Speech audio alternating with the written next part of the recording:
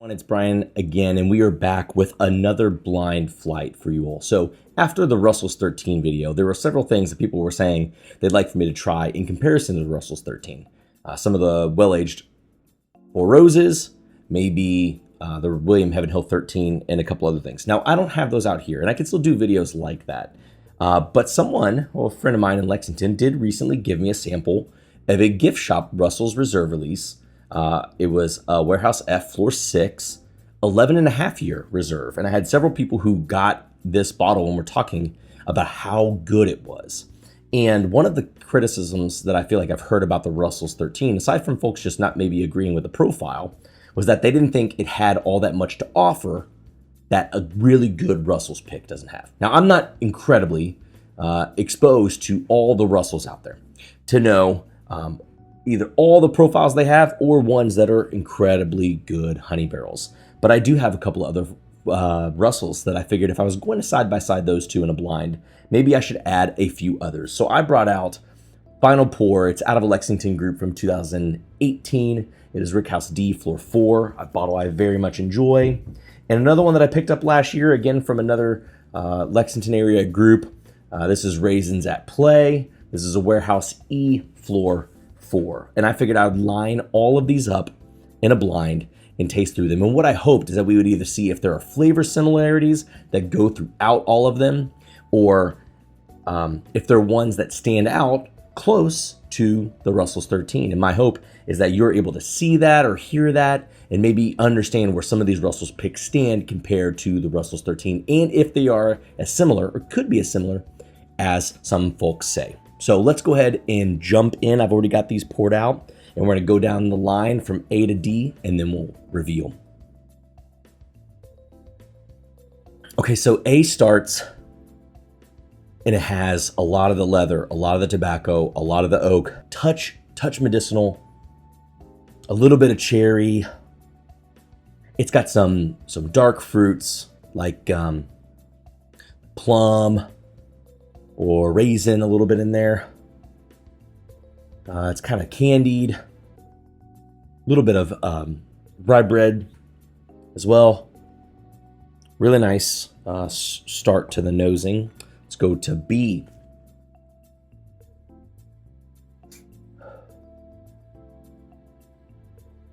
Now, B seems to have a little bit more elegance and spice there. I don't want to quite say baking spice, but maybe like some nutmeg or some cinnamon in there, but it's balanced. It does have a little bit more of elegant spice, and then moves into some caramel, some honey. But yeah, it kind of jumps out. It's got some good sweetness too, but it kind of jumps out with some honey and some spice. Let's go on to sample C. Sample C is a little bit more striking spice than B. Lots of rye spice, lots of rye bread. Does have a lot of dark fruits though too. So this one has deeper notes of dark fruit, but really what it has is a lot of saturation and a lot of enveloping sweetness, like some cakey sweetness, some caramelized sugar, brown sugar, vanillas. This is definitely like the sweet, decadent nose of the three of them, but it does come with a little bit more piercing spice than in B or even in A. Let's go on down to D. Now, D at first does have like some raisin, some prune, more of the dark fruit notes.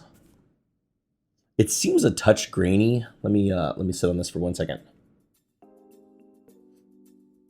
It's a little bit more grainy. It's a softer nose. There's a little floral quality to it. But then as you sit with it, some interesting complexity there. Tootsie Roll kind of fudge notes. Oh, there's a lot more dry tobacco when you place your nose down towards the bottom of the glass. A little more dark fruit, top notes. You put it towards the top. Some citrus in there as well. Some like burnt orange peel or something. Let's go ahead and nose down the row one more time. Starting again with A.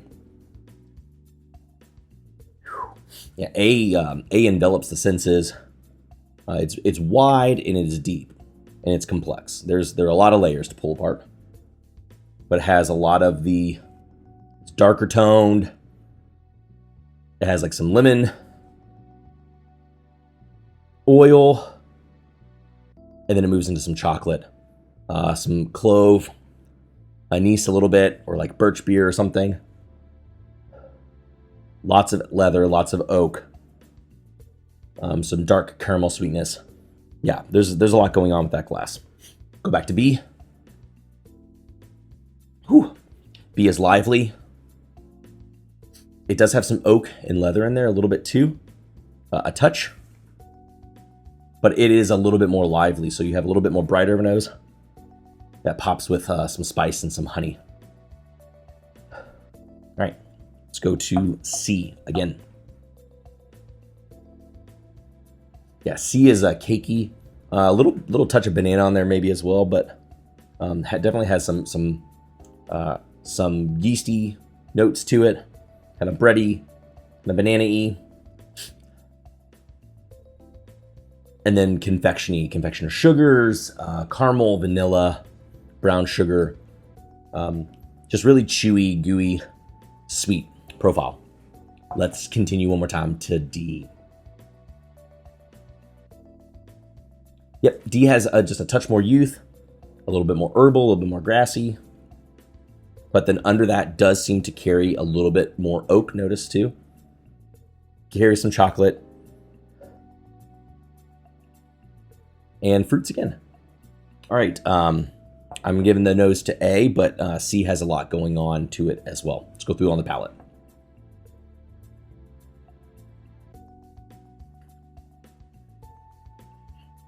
A does have a tingly spice start.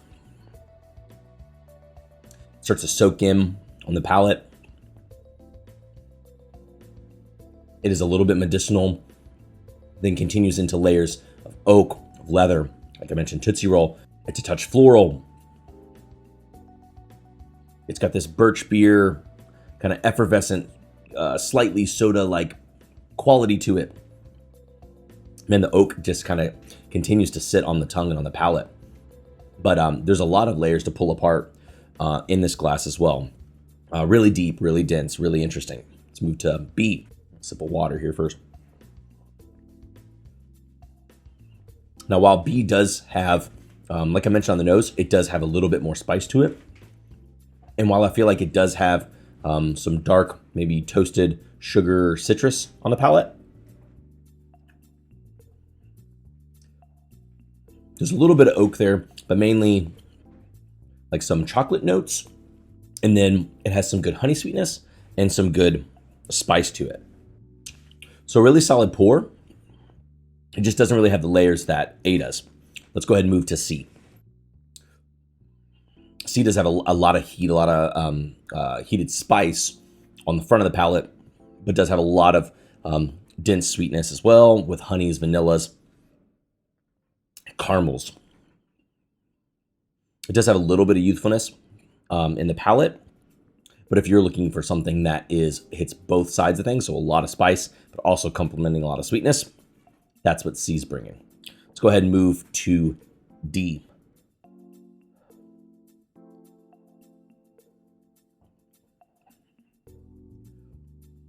D's a little unsuspecting. It's the softest of the pours out here on the palate, but what it does have, or no, it's a cherry, grape, raisin, prune, plum, a lot of those dark fruits, chewy, saturated sweetness, lingering with oak, lingering with some chocolate, some molasses.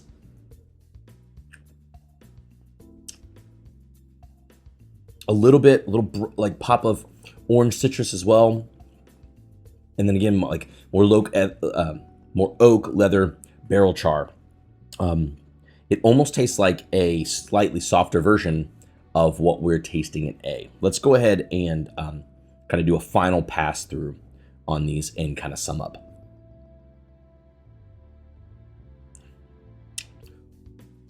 Yeah, A just has a big richness to it, and it doesn't really give up a ton of the sugars. There's definitely vanilla there, but it has dark fruit, oak, layers and layers of flavors to pull out from this pour.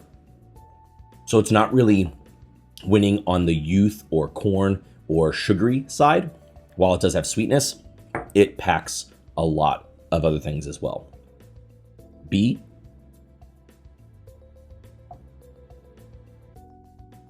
Sees the ramp up with a little bit of spice.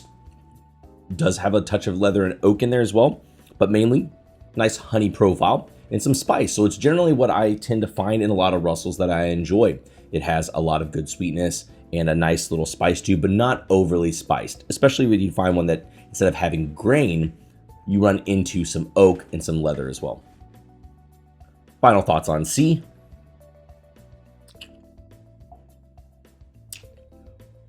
Big flavor, bold, lots of sweetness, lots of sugary sweetness, lots of vanilla, lots of caramel, with a good hefty amount of spice as well. There are some Russells I've had that have definitely leaned on the spicier side that don't carry the sweetness. This is like a really nice zone where if you want some of the spice, but you have to have some sweetness to back it up, C is bringing that. Final pass on D.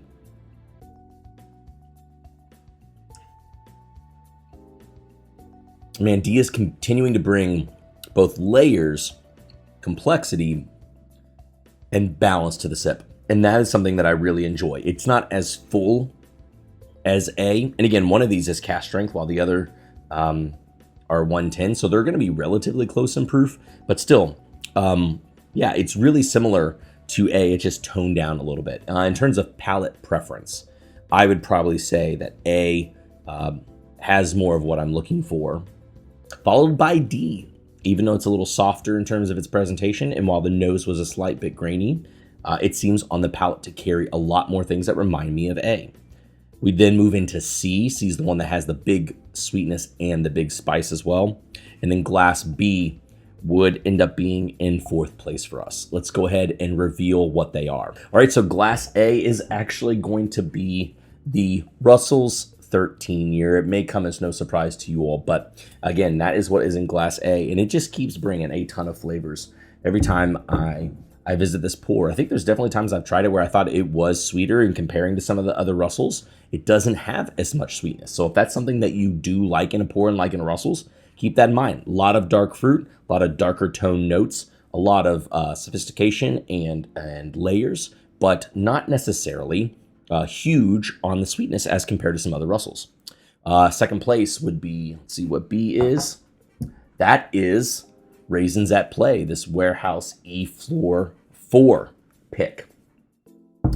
Third place is A, which is the 2018 final pour that I have. So that one was Rickhouse D Floor 4. And then that would mean that the fourth place one was the 11.5-year-old Gift Shop Warehouse F Floor 6.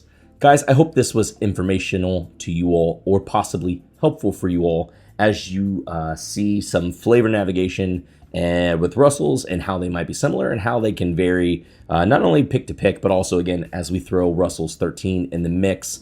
If that is something you've been able to try, awesome. If that's something you're hoping to try, I hope for you as well that you're able to either score a bottle or try a pour. I really think it's a really good bottle.